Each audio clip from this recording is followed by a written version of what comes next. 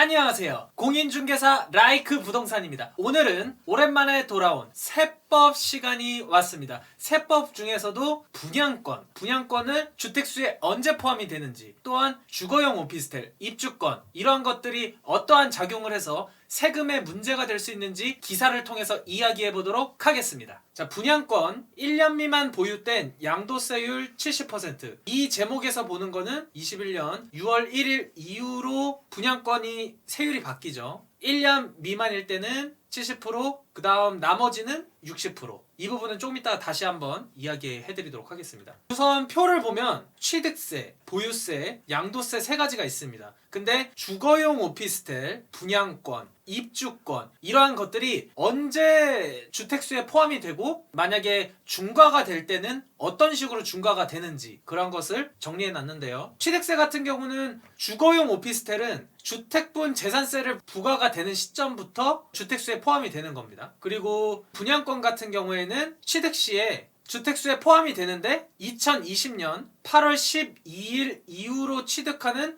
분양권에 대해서 주택수에 포함이 되는 거죠. 그리고 조합원 입주권 같은 경우에는 취득 시에 이제 주택수에 포함이 되는데 중과는 안 되죠. 토지랑 건물에 따라서 별도로 책정이 되기 때문에 준공을 하더라도 적용을 안 한다 라고 보시면 될 것 같습니다. 분양권 같은 경우에는 나중에 이제 준공시 잔금을 치르는 시점에 돼서 취득세를 내기 때문에 중과를 안 한다라는 겁니다. 중과를 안 한다라는 건 분양권만으로 2주택 12%, 8% 이런 식으로 적용이 안 된다라는 뜻이죠. 주거용 오피스텔은 사실상 취득할 때 이거를 주거로 쓸지 사업용으로 쓸지 알 수가 없기 때문에 중과세를 적용하지 않는 겁니다. 대신에 이러한 것들은 다른 주택을 매수를 할 때 주택에 포함이 돼서 중과가 된다라는 그러한 부분으로 이해를 하시면 될 것 같습니다. 그 다음으로는 이제 보유세. 보유세 같은 경우에는 주거용 오피스텔은 주거용으로 사용 시에 주택수에 포함이 되고 중과세도 적용이 되는 거죠. 하지만 이제 분양권이라든지 조합원 입주권 같은 경우에는 주택으로 보지 않기 때문에 입주권과 분양권 같은 경우에는 보유세에서는 주택으로 간주되지 않는다라는 점 보시면 될 것 같습니다. 그리고 양도세 같은 경우에는 주택수 반영 시점이 이제 주택으로 사용한다고 하는 시점부터 그리고 중과세가 바로 적용이 됩니다. 이 부분이 어떻게 보면 취득세랑 양도세랑 차이가 있어서 이 부분을 참고하셔야지 될 것 같습니다. 그리고 분양권 같은 경우에는 2021년 1월 1일 이후로 취득한 분양권에 대해서는 주택수에 포함이 되고 분양권 같은 경우에는 1년 미만 70%, 나머지 60% 이러한 식으로 적용이 된다라는 점. 이제는 분양권 자체를 아예 거래를 막은 거라고 보시면 될 것 같습니다. 막았다기보다는 세율을 높였다라고 보시면 될 것 같습니다. 조합원 입주권 같은 경우에는 양도세의 주택수에 포함이 되고 대신에 이 입주권 같은 경우에는 주택과 같이 취급을 해서 70%, 1에서 2년 미만 60%, 2년 이상 일반세율 이 조건으로 해서 입주권은 적용이 된다라고 보시면 될 것 같습니다. 자, 그러면 기사를 한번 자세히 보면서 제가 표 몇 가지 준비했는데 그것도 같이 한번 보도록 하겠습니다. 사람들이 많이 하는 질문입니다. 다주택자에 대한 세금 부담이 계속 늘고 있어 절세에 대한 고민이 많은데 일반 주택 외에 이제 다주택을 말하는 거죠. 2주택 이상 주거용 오피스텔, 분양권, 조합원 입주권이 주택에 해당이 되면서 양도시, 취득시, 보유할 때마다 기준이 다르게 적용이 되는 부분에 대해서 언급이 됐습니다. 그러면서 처음 나타내는 게 취득 단계에서 일반세율이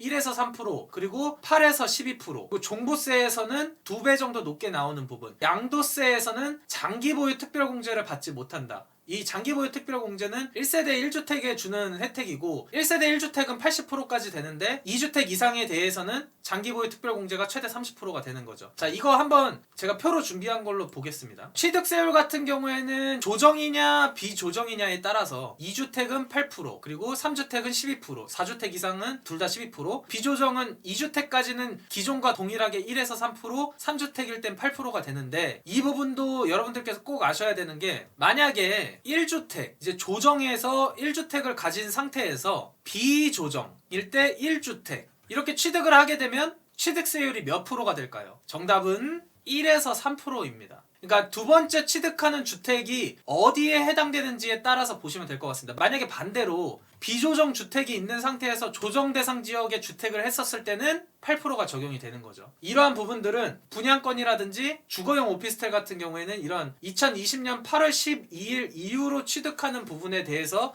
이렇게 주택수에 포함이 되는 거에 따라 세율이 다르게 적용이 된다라고 보시면 될 것 같습니다. 종부세율 같은 경우에는 2배 정도가 늘었다고 했는데 만약에 1주택인 상태에서는 최대 3%가 적용이 됩니다. 2021년 6월 1일 이후죠. 근데 만약에 조정 대상 지역 내 2주택이나 그거와 상관없이 3주택 이상이신 분들은 종부세율이 6%까지 올라가는 겁니다. 그래서 주택 하나만 추가됐음에도 불구하고 최대로 6%까지 물릴 수 있는 그러한 부분이 생길 수 있는 거죠. 기사에서 봤다시피 이러한 부분이 있었던 거고, 또 장기 보유 특별공제 1세대 1주택이 적용이 되는데 기존에는 10년을 보유하면은 80%가 됐지만 2021년 1월 1일 이후부터는 보유와 거주에 따라서 40%씩 나눠서 80%가 공제가 되죠. 하지만 만약에 2주택이다. 자, 2주택이 되게 되면은 기본적으로 이러한 장기 보유 특별 공제가 되지 않기 때문에 6에서 최대 30% 공제. 이 30%는 거의 15년 이상을 보유해야 하기 때문에 사실상 굉장히 낮은 세율로 장기 보유 특별 공제를 받을 수 있다라는 부분이 있는 거죠. 자, 그러면 다음을 보겠습니다. 이 부분은 제가 말씀드린 부분입니다. 취득세에 있어서는 2020년 8월 12일 이후로부터 적용되는 분양권, 조합원 입주권, 그리고 주거용 오피스텔 그러한 부분이 포함이 된다라는 거고, 중과세 대상이 되지 않을 수도 있지만 다른 주택의 중과세 여부에 영향을 미칠 수 있다라는 점. 주거용 오피스텔은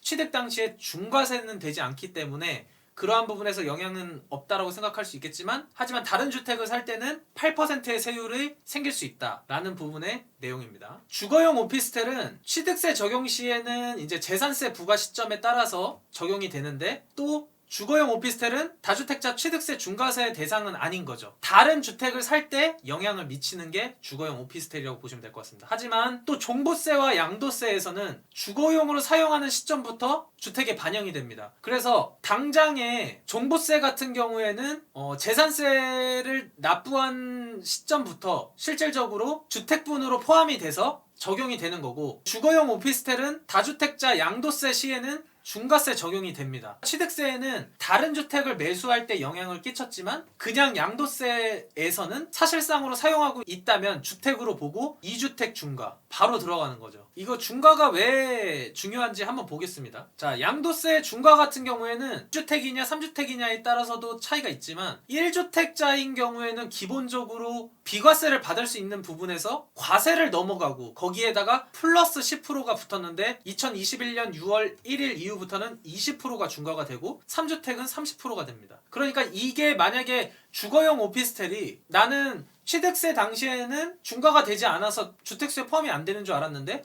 양도세에서는 사실상 주거용으로 사용하고 있다면 주택으로 간주가 돼서 다른 주택을 팔 때 자연스럽게 2주택자가 되는 겁니다. 그러면 비과세로 알았는데 순식간에 20%의 중과세율이 붙게 되는 거죠. 6에서 45%에다가 더하기 20% 어마어마하죠. 그렇기 때문에 이러한 부분이 주택수, 취득세냐, 종부세냐, 양도세냐 어느 시점에 주택에 포함이 되는지가 중요할 수밖에 없는 겁니다. 그리고 한 가지 또 아셔야 되는 부분이 이제 양도세 적용 시에는 취득하는 시점에 따라서 주택수에 이제 분양권이 반영이 되는데, 분양권 같은 경우에는 입주권과 마찬가지로 중과세 적용 대상은 아닙니다. 하지만 주택수에는 포함이 되죠. 그러면서 1년 미만인 경우에는 70%, 그 외에는 60% 세율을 적용받는데, 이러한 부분을 제가 표로 다시 한번 보여드리겠습니다. 이해를 쉽게. 보시면 양도세 단기세율 2021년 6월 1일 이후로부터는 주택이랑 입주권이 1년 미만일 땐 70%, 2년 미만 60% 기본세율로 적용이 되는데, 분양권은 70%, 기간과 상관없이 1년 미만일 때는 70%, 1년 이상일 때는 60%로 쭉 적용이 되는 겁니다. 그러니까 분양권은 주택수 중과는 되지 않지만 세율 자체가 굉장히 높다라고 보시면 될 것 같습니다. 이 입주권 같은 경우에는 주택과 같이 여겨져서 2년 이상이 되면은 기본세율 6에서 45%로 적용받을 수 있다라는 점을 참고하시면 될 것 같습니다.